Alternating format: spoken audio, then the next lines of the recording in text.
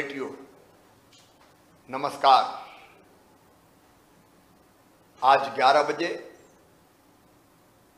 हमने हमारे यशस्वी, लोकप्रिय और दूरदर्शी प्रधानमंत्री श्रीमान नरेंद्र मोदी जी की जिन्होंने कोरोना के खिलाफ संघर्ष में हमें एक नई राह बताई। यह उन्हीं के दूरदर्शी नेतृत्व का परिणाम है कि हमारे देश में हमने कोरोना पर काफी हद तक 23 मार्च की रात, जब मैंने रात को 9 बजे शपथ ग्रहण की थी मुख्यमंत्री पद की, देश के लिए वो संकट काल था, क्योंकि 24 मार्च से माननीय प्रधानमंत्री जी ने देश को कोरोना से बचाने के लिए था। माननीय प्रधानमंत्री जी के नेतृत्व में आप सबके सहयोग से कोरोना से लड़ने का संकल्प, मैं धन्यवाद देना चाहूंगा सभी कोरोना योद्धाओं को। जान जोखिम में डालकर लाखों की जान बचाई है। मेरे प्रिय बहनों और भाइयों, यह आपके सहयोग का परिणाम है कि मध्य प्रदेश में आज कोरोना को हम ढंग से कंट्रोल, पेशेंट्स अभी आ रहे हैं, ये कुछ दिन और आएंगे। लगातार पेशेंट्स की संख्या बढ़ रही है, लेकिन यह भी शुभ लक्षण है कि रिकवरी रेट, मतलब ठीक होने की दर भी लगातार बढ़ती जा रही है। कुल पॉजिटिव केस 198, लेकिन जो स्वस्थ होकर गए हैं वह 398। जितने पॉजिटिव आते हैं, रिकवरी रेट है 1 मई 2020 को रिकवरी रेट, मतलब स्वस्थ होने की दर केवल 19% थी। आज बढ़कर 60% हो गई है। परिश्रम से रिकवरी रेट बढ़कर 3 गुना हो गई है। हमने सर्वे, स्क्रीनिंग, सैंपल, टेस्टिंग, आइसोलेशन सब ऐसी की है कि जिसके सुपरिणाम अब धीरे धीरे आ रहे हैं। टेस्टिंग की क्षमता जो केवल 60 थी जब मैं मुख्यमंत्री बना, 100 गुना बढ़कर 6000। हर व्यक्ति अस्पताल क्यों जाए? अगर सर्दी जुकाम साधारण कोई बात है तो फीवर क्लिनिक में जाए। अगर जरूरत होगी चेकअप के बाद तो 1500 फीवर क्लिनिक अभी काम कर रहे हैं। लगातार हम इनकी संख्या बढ़ाते जाएंगे ताकि अस्पतालों का बोझ कम हो। हमने रोग प्रतिरोधक क्षमता बढ़ाने के भी प्राणायाम, इससे भी रोग को नियंत्रित करने के लगातार उपाय किए जा रहे हैं। मेरे बहनों और भाइयों, कोरोना का संकट हमारी अर्थव्यवस्था को चौपट सा कर गया। उद्योग धंधे, काम, रोजगार बंद हो जाने के कारण उनको अपने घरों की तरफ लौटना पड़ा। हमने मध्य प्रदेश में बसों से, ट्रेनों से अपने प्रदेश के 6 लाख से ज्यादा प्रवासी मजदूरों को, अगर हमारे प्रदेश की धरती पर भारत मां का कोई भी नागरिक किसी भी कोने से आया, महाराष्ट्र से, गुजरात से, आंध्र, तमिलनाडु से, तेलंगाना से, अगर उत्तर प्रदेश, बिहार, छत्तीसगढ़ की व्यवस्था की, भोजन, चाय, नाश्ता, धन्य मेरे मध्य प्रदेश की जनता, आप सब। कई जगह प्रशासन के साथ मिलकर स्वयंसेवी संगठनों ने उनके पांव में जूते और चप्पल पहनाने का संकट है। वापिस तो आ गए, रोजगार कहां प्राप्त करें? हमने श्रम सिद्धि योजना प्रारंभ की और मुझे बताते हुए खुशी है कि श्रम सिद्धि योजना के अंतर्गत लगभग 5,40,000 नए जॉब कार्ड बने हैं। मनरेगा योजना के अंतर्गत काम कर रहे हैं, उनको रोजगार प्राप्त हो रहा है। हमने एक अभियान और प्रारंभ किया है, वो अभियान है स्किल मैपिंग का अभियान। मतलब हम उनको काम आता है, हम उनकी सूची बना रहे हैं, मैपिंग कर रहे हैं, पोर्टल बना रहे हैं। एक तरफ ये कुशल मजदूर और दूसरी तरफ वो कल कारखाने, अधोसंरचना के क्षेत्र में होने वाले काम जिनमें कुशल मजदूरों की आवश्यकता है और जिनको काम चाहिए उनकी सूची होगी। तो जिनको काम चाहिए और जो काम देने वाले, रोजगार देने वाले, उनके बीच सेतु बन जाएगा ये पोर्टल, रोजगार सेतु। मेरे प्रिय मजदूर बहनों और भाई, हमारी भरपूर कोशिश रहेगी कि हम आपको रोजगार उपलब्ध कराएं। मेरे प्रवासी मजदूर भाइयों और बहनों, हम एक फैसला और कर रहे हैं कि अब कोई मजदूर अगर बाहर के प्रदेश में काम करने जाएगा तो ये जरूरी होगा कि वो कलेक्टर के पास एक व्यवस्था हम बना रहे हैं, वहां रजिस्ट्रेशन करवा कर जाए, ताकि हमें पता रहे कि हमारे प्रदेश का कौन मजदूर भाई बहन कहां है, ताकि हम उनका ध्यान रख सकें। हम प्रवासी मजदूर कमीशन भी बनाने जा रहे हैं दीर्घकालीन समाधान के लिए। हर एक ये चाहता है कि उसके प्रदेश में, गांव के आसपास ही अगर उसे काम मिल जाए तो क्यों बाहर जाना पड़े। एक नया प्रयास हम प्रारंभ करेंगे। माननीय प्रधानमंत्री जी ने कहा, लोकल को वोकल बनाना है, यहां लोकल ही काम मिल जाए।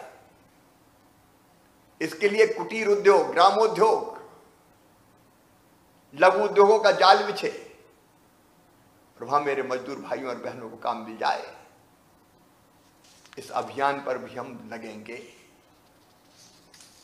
मेरे बहनों और भाइयों, संकट की इस घड़ी में महिला स्व सहायता समूहों ने कमाल का काम किया है। मास्क बनाने के काम में लगी है मेरी बहनें, और ये काम लंबे समय तक चलेगा। उनके बनाए हुए मास्क प्रदेश की सरकार खरीद लेती है, उनको रोजगार मिलता है, लोगों को मास्क मिलते हैं। हमने फैसला किया कि हम स्कूल की जो यूनिफॉर्म इस साल बनने वाली है वो अपनी बहनों से ही बनवाएंगे। महिला सेल्फ हेल्प ग्रुप से लगभग 360 करोड़ रुपए की राशि इसके कारण उनके खाते में जाएगी। हम पोषण आहार जो आंगनवाड़ियों में देते हैं वो भी इन्हीं सेल्फ हेल्प ग्रुप से बनवाएंगे। लगभग 1400 करोड़ रुपए का काम मिलेगा और मेरी बहनों की आमदनी निश्चित तौर पर बढ़ेगी। मेरी बहनों, सेल्फ हेल्प ग्रुप का बैंक लिंकेज, कम ब्याज लगे इसके लिए योजना, वो मैं जल्दी लाने वाला हूं। लेकिन लॉकडाउन के कारण मेरे वो व्यवसायी भाई और बहन, छोटे व्यवसायी, गुमटी में, हाथ ठेले में, फुटपाथ पर रखकर सामान बेचने वाले, इनके काम धंधे कई दिनों से ठप पड़े। अब हम माननीय प्रधानमंत्री जी के आशीर्वाद से एक अभियान प्रारंभ करने वाले हैं। जल्दी हम रजिस्ट्रेशन शुरू करने वाले हैं ऐसे बहनों और भाइयों का। हाथ ठेले, फुटपाथ, छोटी गुमटी, नाई भाई, दर्जी भाई, छोटे छोटे व्यवसाय में लगे लोग जिनका काम धंधा चौपट हो गया है, उनको 10,000 रुपए तक की राशि बैंकों से दिलवाएंगे और उसकी गारंटी हम लेंगे लोन चुकाने की। और प्रधानमंत्री जी के आशीर्वाद से 7% ब्याज भी हम भरेंगे। उनको सब्सिडी की योजना भी बना रहे हैं। चिंता मत करना, भरपूर कोशिश करूंगा कि आपके काम धंधे फिर से खड़े हो जाएं और आपकी जिंदगी को फिर रफ्तार मिले। हमने संकट की इस घड़ी में अपने किसानों को सहयोग देने में कोई कसर नहीं रखी है। मेरे अन्नदाता बहनों और भाइयों, बाकी उद्योग ठप हो गए, लेकिन मैं आपको बधाई देता हूं, अन्न के उत्पादन के सारे रिकॉर्ड आपकी मेहनत ने तोड़ दिए। गेहूं का बंपर उत्पादन, मैं जब मुख्यमंत्री बना, गेहूं खरीदी की पिछली सरकार ने कोई व्यवस्था नहीं की थी। आनन फानन में व्यवस्थाएं खड़ी की गई। अंदाज हमारा था पिछले साल लगभग 60 लाख मीट्रिक टन गेहूं खरीदा गया है। इस साल 100 लाख मीट्रिक टन गेहूं खरीदा जाएगा। 100 लाख मीट्रिक टन के बारदानी, व्यवस्थाएं, भंडारण। लेकिन अन्नदाताओं, कमाल कर दिया आपने तो। अब तक 1,22,00,000 मीट्रिक टन से ज्यादा गेहूं खरीदा जा चुका है। चारों तरफ गेहूं गेहूं। खरीदी देर से शुरू हुई और पूरी नहीं हो पाई। उनकी तिथि जिलों की आवश्यकता के हिसाब से हम बढ़ा देंगे। अगर किसी जिले में कोई केंद्र खरीदी में कोई किसान शेष होगा तो उसके गेहूं को भी खरीदने की व्यवस्था की जाएगी। लेकिन केवल गेहूं नहीं, गेहूं के साथ साथ चना, मसूर, सरसों, इसकी खरीद भी चालू है। हमारे बुंदेलखंड में विदिशा, रायसेन, नरसिंहपुर जैसे जिलों में भी चने के साथ थोड़ा तिवड़ा आ गया। अब तिवड़ा केसरी दाल कहलाता है। स्वास्थ्य विभाग उसको स्वास्थ्य के लिए हानिकारक मानता है, इसलिए तिवड़ा मिश्रित चने की खरीद नहीं हो पाई। लेकिन मैं प्रधानमंत्री जी को धन्यवाद देना चाहता हूं। 2% तक तिवड़ा अगर होगा तो अब उसकी खरीदी की अनुमति दी जाएगी। इसलिए वो खरीदी भी हम प्रारंभ करेंगे। एसएमएस आपके पास आएंगे। चूंकि देर होगी इसलिए इस खरीदी की तारीख बढ़ाकर 30 जून कर दी गई है। 30 जून के काफी पहले निपटा लेंगे, क्योंकि 15-20 के आसपास मानसून आने वाला है। लेकिन कोई रह जाए तो 30 जून तक खरीदेंगे। हमने ये फैसला भी किया है, किसानों को केवल 0% ब्याज पर ही कर्ज दिया जाएगा। बाकी राशि हम भरते हैं अपने खजाने से। पिछली सरकार ने इसे बंद कर दिया था। आज 31 मई है। कई किसान चिंतित थे कि अभी खाते में गेहूं की खरीदने के बाद पैसा नहीं आया। चना, मसूर, सरसों की खरीदी चल रही है। ऐसे में कर्ज नहीं चुका है तो ओवरड्यू हो जाएंगे, ब्याज ज्यादा लगेगा। अब वो ऋण चुकाने की तारीख भी बढ़ाकर 30 जून कर रहे हैं, ताकि आपको 0% ब्याज का लाभ लगातार मिलता रहे। और जिन किसानों का सहकारी बैंकों का लोन था, आधी राशि गेहूं की खरीद के बाद काटने की व्यवस्था थी, उसमें भी ये फैसला पहले ही कर लिया कि तत्काल उनको 0% ब्याज पर आधी राशि फिर वापस मिल जाए, तो नगद की कमी उसको ना हो। ब्याज तो अब हम चुकाएंगे, आप चिंता क्यों करते हैं, किसान को कोई दिक्कत ना हो, इसकी हर संभव कोशिश हमने की है। मेरे प्रिय बहनों और भाइयों, कोरोना काल में लॉकडाउन के कारण व्यवसायियों के व्यवसाय ठप है, लेकिन दुकान में बिजली तो जली नहीं, दुकान चली नहीं, फिक्स चार्ज आ गए, हमने उसका भी रास्ता निकाला है। सभी गैर घरेलू गैर औद्योगिक निम्न दाव एवं उच्च दाव औद्योगिक उपभोक्ताओं, जैसे दुकानें, शोरूम, अस्पताल, restaurant, marriage garden, parlour, MSME और बड़े उद्योग आदि के माह अप्रैल से जून 2000 अक्टूबर माह से 6 किस्तों में बिना ब्याज के जब व्यवसाय चल जाएगा तब उसकी वसूली होगी। लगभग 12 लाख व्यवसायी भाई बहनों को इसका लाभ मिलेगा और लगभग 700 करोड़ रुपए की राशि की वसूली स्थगित की जा रही है। ऐसे घरेलू उपभोक्ता, घरों में बिजली जलाने वाले,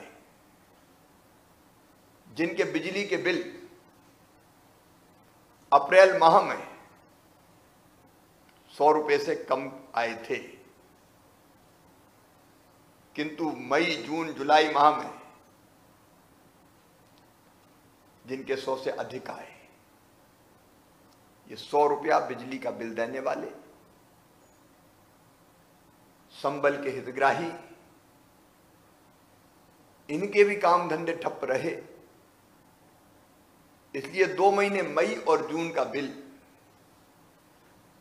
उनसे 100 रुपए के स्थान पर केवल 50 रुपया लिया जाएगा। मई, जून और जुलाई माह में जिनके 100 रुपए से अधिक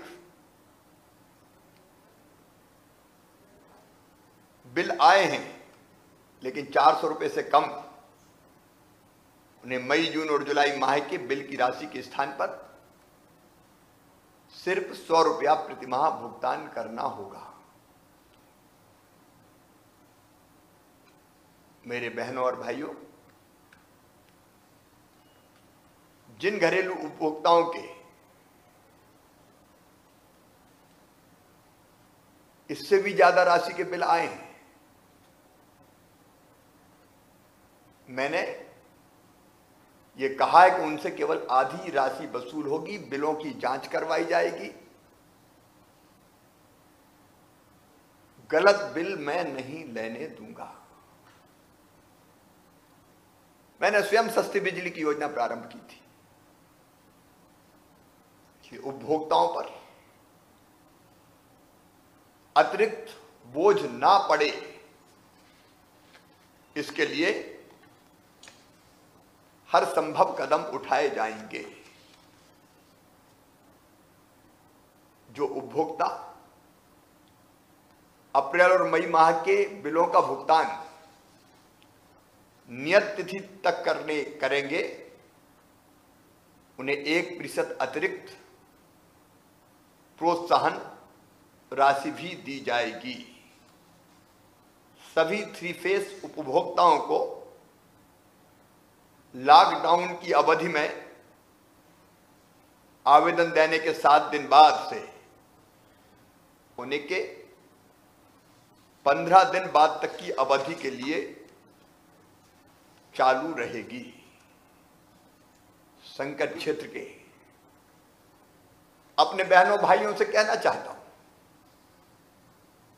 हमने एक बहुत अच्छी योजना होते थे। पिछली सरकार ने यह पंच परमेश्वर योजना बंद कर दी थी। गांवों के पंचायतों के विकास को ग्रहण लग गया था। लेकिन ये सरकार अब यह फैसला कर रही है कि पंच परमेश्वर योजना पुनः प्रारंभ की जाएगी। 1555 करोड़ रुपए की राशि हम पंचायतों के खाते में डाल रहे हैं।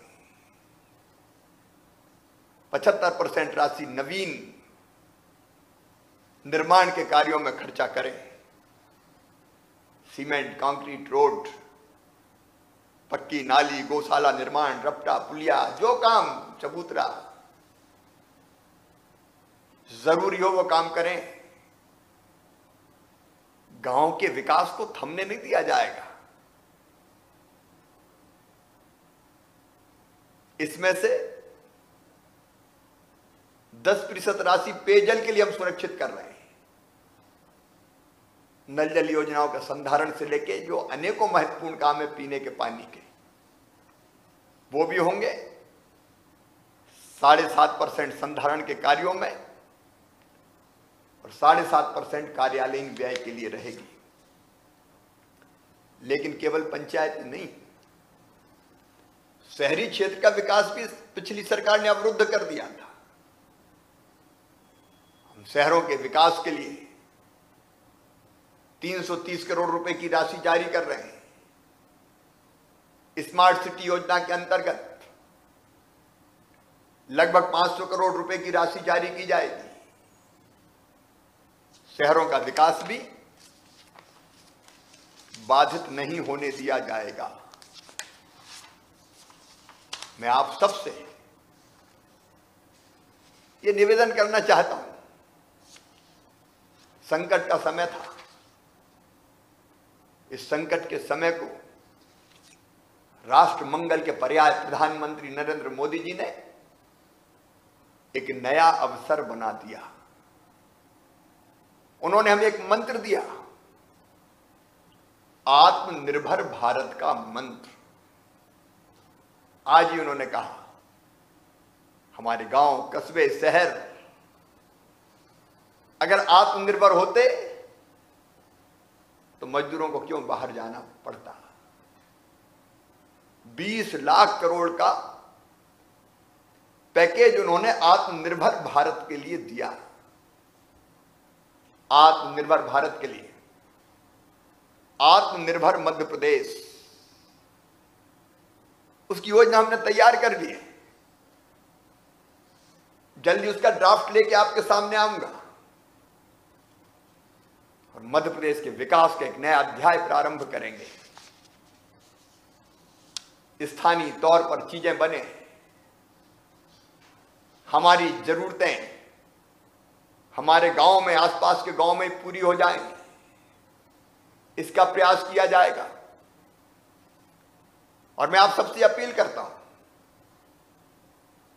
गांव को स्वावलंबी बनाना है तो अपने गांव में और आसपास बनी हुई चीजों का इस्तेमाल करें।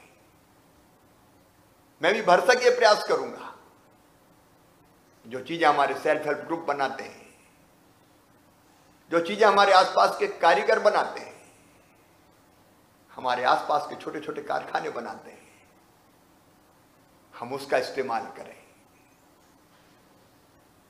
ताकि हमारी उद्योग खड़े हो सके। आत्मनिर्भर मध्य प्रदेश एक मंत्र है हमारे लिए,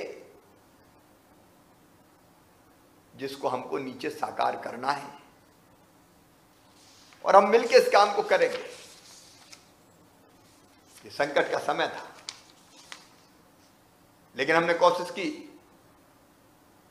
काम सबको मिले, किसी गरीब की थाली खाली ना रहे, हर मरीज को इलाज मिले, हर गरीब को हक मिले। राशन की आपूर्ति इसलिए लगातार जारी है। प्रवासी मजदूरों के पास राशन कार्ड नहीं थे, लेकिन राशन मिलेगा। पहले 3 महीना, फिर 2 महीना, फिर आगे का भी राशन।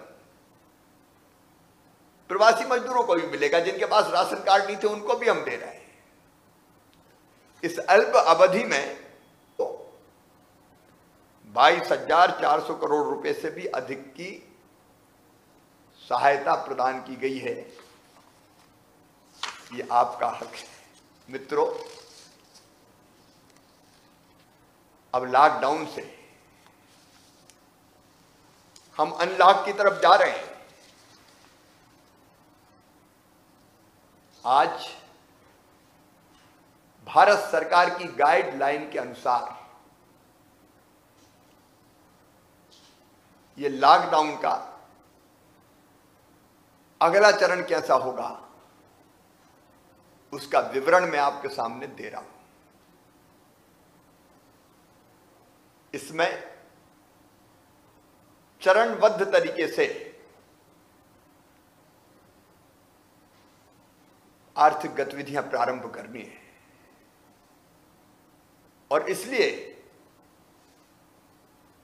जिलों में अधिक प्रभावित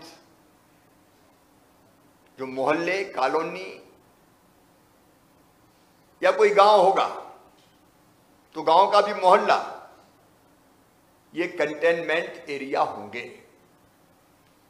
इनमें 30 जून 2020 तक लॉकडाउन यथावत जारी रहेगा।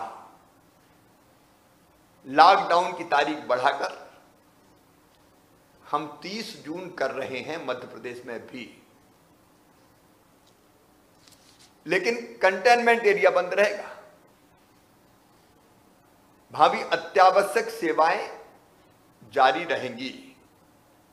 इसके अलावा पूरा प्रदेश सामान्य रहेगा, लेकिन रात में पूरे मध्य प्रदेश में रात 9 बजे से सुबह 5 बजे के बीच लोगों का आवागमन पूरी तरह से प्रतिबंधित रहेगा। कंटेनमेंट क्षेत्र के बाहर दिनांक 8 जून 2020 से निम्नलिखित गतिविधियों को अनुमति दी जाएगी। हमारे धार्मिक स्थल, किसी भी उपासना पद्धति के हों, मंदिर, मस्जिद, चर्च, गुरुद्वारे, अलग अलग उपासना स्थल, पूजा स्थल खोले जाएंगे। होटल, रेस्टोरेंट, अन्य आतिथ्य सेवाएं ये भी प्रारंभ कर दी जाएंगी। शॉपिंग मॉल्स भी 8 जून से खोल दिए जाएंगे। लेकिन शैक्षणिक सभी संस्थाएं, चाहे वो स्कूल हो, कॉलेज हो, प्रशिक्षण कोचिंग संस्थान आदि को खोलने का निर्णय सभी लोगों से, स्कूल कॉलेज में पालक भी सम्मिलित रहेंगे। उनसे परामर्श के बाद जुलाई माह में इनको खोलने का फैसला किया जाएगा। जून में पूरी तरह से बंद रहेंगे। जुलाई में परिस्थिति का विचार करके इस दौरान सभी क्षेत्रों में कुछ गतिविधियां पूरी तरह से बंद रहेगी। इनको प्रारंभ करने की तिथि के बारे में निर्णय बाद में किया जाएगा। सिनेमा हॉल, व्यायामशाला, स्विमिंग पूल, मनोरंजन पार्क, थिएटर, बार, ऑडिटोरियम, सभा कक्ष, मैरिज गार्डन इत्यादि सभी सामाजिक, राजनीतिक, खेल, मनोरंजन, शैक्षणिक, सांस्कृतिक, धार्मिक आयोजन और अन्य बड़ी सभाएं प्रतिबंधित रहेंगी। राज्य में और राज्य के बाहर आने जाने वालों के लिए जो वाहन से आते जाते हैं, अब किसी तरह के पास की आवश्यकता नहीं होगी। बिना पास के वो आ जा सकेंगे। हम पास चेकिंग की व्यवस्था कल से पूरी तरह से समाप्त कर रहे हैं। पूरे प्रदेश में अंतर्राज्यीय बसें एक राज्य से दूसरे राज्य में जाने वाली, उनका संचालन 7 जून तक बंद रहेगा। 7 जून को इस पर निर्णय लिया जाएगा। पूरे प्रदेश में फैक्ट्री के संचालन में और निर्माण कार्य में लगे मजदूरों के परिवहन हेतु बसें संचालित करने की अनुमति होगी। राज्य के अंदर सार्वजनिक परिवहन की बसें केवल इंदौर, उज्जैन और भोपाल को छोड़कर अन्य सभी संभागों में 50% क्षमता के साथ संचालित की जा सकेंगी। इंदौर, उज्जैन, नीमच और बुरहानपुर के नगरीय क्षेत्रों के बाजारों की 1/4 दुकानें बारी बारी से खुलेंगी। भोपाल के बाजारों की 1/3 दुकानें बारी बारी से खुलेंगी। देवास, खंडवा नगर निगम तथा धार एवं नीमच नगर पालिका क्षेत्र की आधी दुकानें बारी बारी से खुलेंगी। स्टैंड एलोन दुकानें व मोहल्लों की दुकानें इस प्रतिबंध से मुक्त रहेंगी। लेकिन जावद जैसा शहर जहां अभी बीच में पॉजिटिव प्रकरण ज्यादा आए, उसको हमने पूरी तरह से बंद किया है। वहां दुकान नहीं खुलेंगी। सभी शासकीय और प्राइवेट कार्यालय इंदौर, उज्जैन और भोपाल नगर निगम क्षेत्र में 50% कर्मचारियों के साथ और शेष प्रदेश में पूरी क्षमता के साथ खोले जाएंगे। उन्हें स्क्रीनिंग और स्वच्छता का ध्यान रखना पड़ेगा। थर्मल स्कैनिंग, हैंड वॉश और सैनिटाइजर का प्रावधान सभी प्रवेश और निकास द्वारों और सामान्य क्षेत्रों में किया जाएगा। फिजिकल डिस्टेंसिंग का पालन अनिवार्य होगा।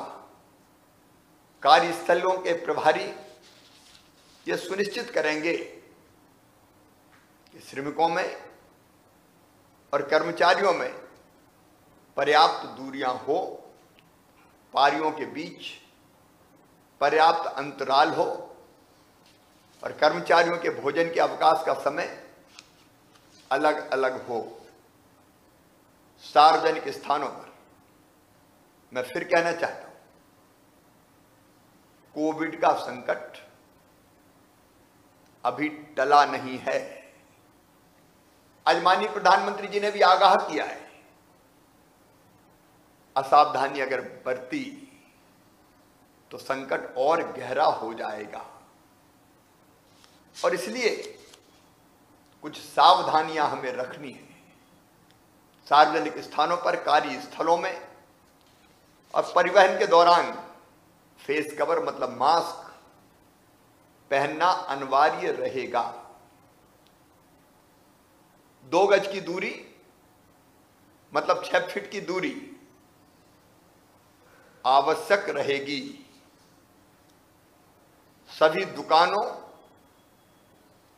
और ग्राहकों के बीच शारीरिक दूरी दुकानें सुनिश्चित करेगी। एक समय में 5 से अधिक व्यक्तियों को दुकान में प्रवेश करने की अनुमति नहीं होगी। सार्वजनिक सभाएं प्रतिबंधित रहेंगी। विवाह संबंधी समारोह में मेहमानों की संख्या 50 से ज्यादा नहीं होगी। अंतिम संस्कार में 20 से अधिक व्यक्ति भाग नहीं लेंगे। सार्वजनिक स्थानों पर थूकना दंडनीय अपराध होगा।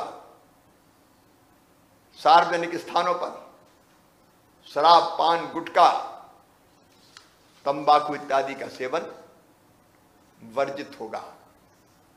और 65 वर्ष से अधिक आयु के हमारे सीनियर सिटीजन,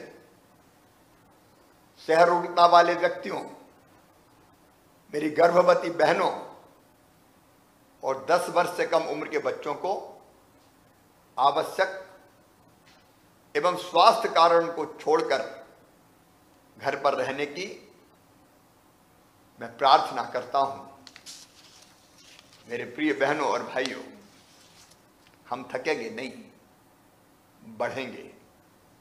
हम हारेंगे नहीं, जीतेंगे। लेकिन बात समाप्त करने के पहले मैं एक छोटी सी कहानी आपको सुनाना चाहता हूं। एक जंगल में एक साधु बाबा रहते थे। दुनिया से कोई मतलब नहीं था। उनके जंगल में कई पक्षी भी आया करते थे। बाबा दाने भी चुकाया करते थे। पक्षियों के कलरव से गूंजता था आश्रम। शिकारी की एक नजर लग गई। उसने देखा क्या पक्षी बहुत है। वो अपने साथ दाना लेकर आने लगा। वो दाना डालता, दाना चुगने पक्षी जैसे दानों पर बैठते, वो अपना जाल बिछाता, पक्षी जाल में फंस जाते और पकड़ के ले जाता। स्वामी जी महाराज जी को बड़ा दुख होता, साधु बाबा को दुख होता। उन्हें एक दिन पक्षियों को बुलाया और कहा कि मैं तुम्हें एक मंत्र देता हूं इस शिकारी के जाल में फंसने से बचने का। उस मंत्र को अगर तुम रट लोगे तो इसके जाल में नहीं फंसोगे। पक्षी खुश हो गए। पूछा, बाबा मंत्र क्या है? तो बाबा ने कहा, मैं कहता हूं तुम भी कहो, रट लो। शिकारी आएगा। सब पक्षियों ने कहा शिकारी आएगा, दाना डालेगा। सबने कहा दाना डालेगा, हम नहीं फंसेंगे। तो फिर सबने कहा हम नहीं फंसेंगे। अब पक्षी गाने लगे, शिकारी आएगा, दाना डालेगा, जाल बिछाएगा, हम नहीं फंसेंगे। दूसरे दिन शिकारी फिर आया। पक्षी देख के चिल्लाए, शिकारी आएगा, दाना डालेगा, जाल बिछाएगा, हम नहीं फंसेंगे। शिकारी ने सोचा कि सब शायद पक्षी समझ गया, अब अपना दाव नहीं लगेगा। लेकिन फिर भी सोचा कि दाना डाल के देखते हैं। जैसे दाने डाले, पक्षियों की नजर दानों पे गई और उड़ के पक्षी दानों की तरफ जाने लगे और जाते जाते भी कह रहे थे शिकारी आएगा, दाना डालेगा, जाल बिछाएगा, हम नहीं फंसेंगे। कहते कहते दानों पे बैठ गए। शिकारी ने फिर जाल बिछाया और पक्षियों को पकड़ के ले गया। लेकिन जाल में फंसे हुए पक्षी फड़फड़ाते हुए कह रहे थे शिकारी आएगा, दाना डालेगा, जाल बिछाएगा, हम नहीं फंसेंगे। मेरे प्रिय बहनों और भाइयों, बेटे बेटियों, कोरोना से बचने का मंत्र माननीय प्रधानमंत्री जी ने दिया है। फिजिकल डिस्टेंसिंग, 2 गज की दूरी, 6 फीट की दूरी, मास्क लगाना, हाथ साफ करते रहना बार बार साबुन से, सार्वजनिक स्थानों पर नहीं थूकना, यह मंत्र है। अगर इसका पालन कर लिया तो कोरोना हमें पराजित नहीं कर सकता। अब ये मंत्र तो आपको पता है। मास्क लगाएंगे, सार्वजनिक जगह नहीं थूकेंगे, लेकिन अनलॉक की स्थिति है अब, और भीड़ में आप निकल पड़े, एक दूसरे के पास खड़े हो गए, मास्क नहीं लगा तो किसी ने खांसा, किसी ने छींका, तो आप मानो कि शिकारी, कोरोना शिकारी के जाल में फिर फंस जाओगे। और इसलिए मैं फिर अपील कर रहा हूं, बचने का एक ही मंत्र, हम इन चीजों का पालन करें तो हम कोरोना को पराजित करके इसको समाप्त कर देंगे। और केवल कहते ही रहे कि फेस कवर लगाएंगे, मास्क लगाएंगे, लगाया नहीं तो ये शिकारी फिर अपने जाल में फांस लेगा, फिर अस्पताल जाना पड़ेगा, और समय पर नहीं पहुंचे तो फिर ये जिंदगी के लिए भी खतरनाक होगा। मारना है कोरोना को, और इस मंत्र को साकार करना है अपने शहर में, अपने गांव में, अपने बाजारों में। ये जवाबदारी आपकी है। हम और आप साथ मिलकर लड़ेंगे, उसको पूरी तरह से समाप्त करके ही दम लेंगे। बहुत बहुत धन्यवाद।